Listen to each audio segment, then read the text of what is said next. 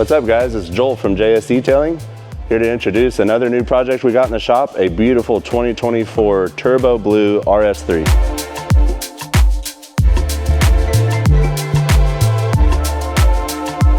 So this customer had to wait 2 years to get his car, and he's very eager to drive it.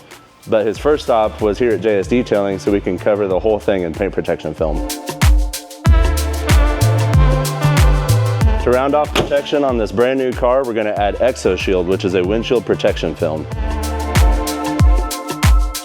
As part of our pre-inspection, we inspect every vehicle to look for any kind of blemishes, and we have noticed a few on here that we'll have to take care of before we cover it with film. To round off the look of this RS3, the customer requested window tint.